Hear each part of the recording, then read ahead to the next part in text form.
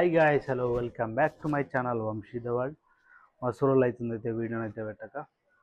ఇప్పుడు వచ్చేసి ఈరోజు టాపిక్ వచ్చేసి ఏంటంటే మన బైక్ టైర్లు అయితే పాడైపోయినాయి. దీన్నైతే చేంజ్ చేయించాలని చాలా రోజుల నుంచి అనుకుంటాం, అట్లా తిరుగుతున్నాం. ఇప్పుడైతే చేంజ్ చేసే టైం అయింది. ఒకసారి టైర్ లైఫ్ అయితే మీకు చూపిస్తా. కంప్లీట్గా అరిగిపోయింది. ఇక్కడ చూడొచ్చు, టైర్ బటన్ కూడా వచ్చేసింది పైనకి.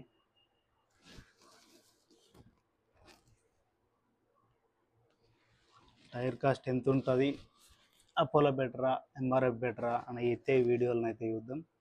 ఈరోజు అయితే ఖచ్చితంగా అయితే చేంజ్ చేయించాలని అనుకుంటున్నా. ఫస్ట్ అయితే షాప్కి వెళ్ళి అవైలబుల్ ఉన్నాయో లేవో కూడా తెలుసుకోవాలి. అపోలో స్టోర్కి అయితే వచ్చినాం. అరౌండ్ పైసలు తెచ్చానండి. ఆ బ్యాగ్ టైర్ లేపిస్తలేదు ఇప్పుడు నాకు.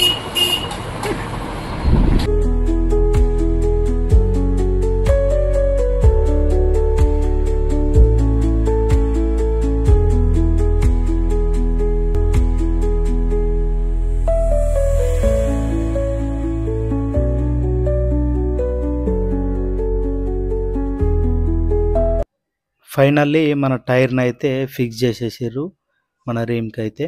నేనైతే టైర్ ఫిక్స్ చేసేటప్పుడు లేను, అందుకే వీడియో తీయలేకపోయినా.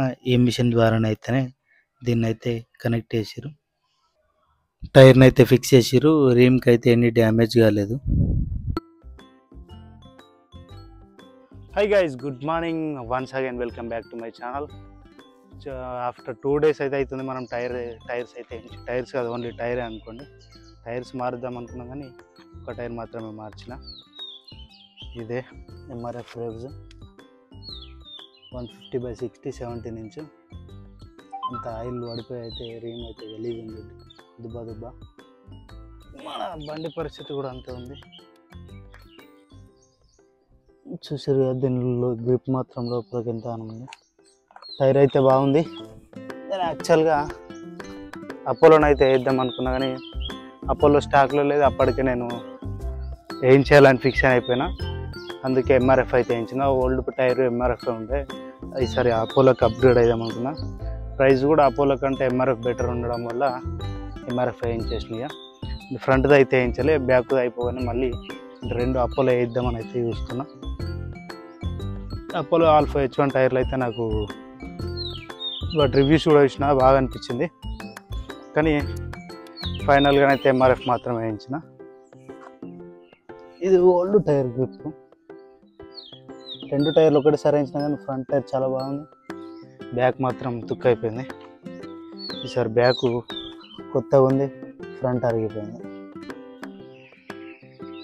ఈ టైర్ వచ్చేసి నాకు ఎగ్జాక్ట్లీ 4350 అయితే పడింది. మీకు కూడా 4 to 5 మధ్యలో అయితే పడుతుంది ఈ టైరు.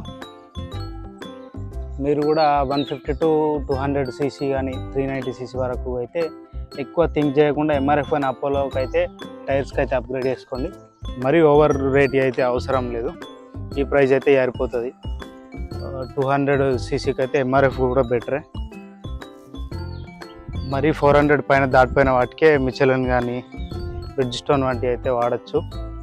ఈ సెగ్మెంట్కి మాత్రం, ఈ ప్రైస్లో మాత్రం ఈ టైర్లే చాలా బాగుంటాయి, సూటబుల్ ఉంటాయి బైక్ కూడా. మనం శ్రీశైలం వెళ్ళొచ్చినాక రైడ్స్ ఎందుకు అయితే అంటే ఒక కారణం వచ్చేసి టైరు. ఇప్పుడైతే టైర్ ఇంచేసిన, ఇంకో కారణం వచ్చేసి మనకు కూడా టైం కుదురుతలేదు.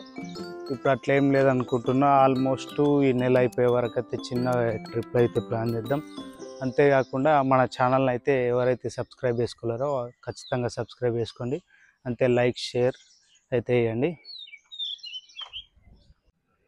చూడండి, మన టైర్ వచ్చేసి 14th week 24లోనైతే మ్యానుఫ్యాక్చర్ అయింది.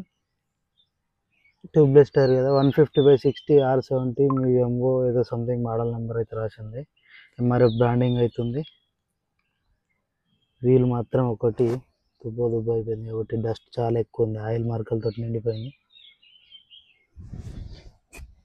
ఇక అంతే. ఈ వీడియో గురించి ఎక్కువ చెప్పాలంటే ఏం లేదు, టైర్లే కదా. మీరు కూడా ఈ బడ్జెట్లో టైర్ తీసుకోవాలంటే ఎంఆర్ఎఫ్కి అయితే వెళ్ళిపోవచ్చు.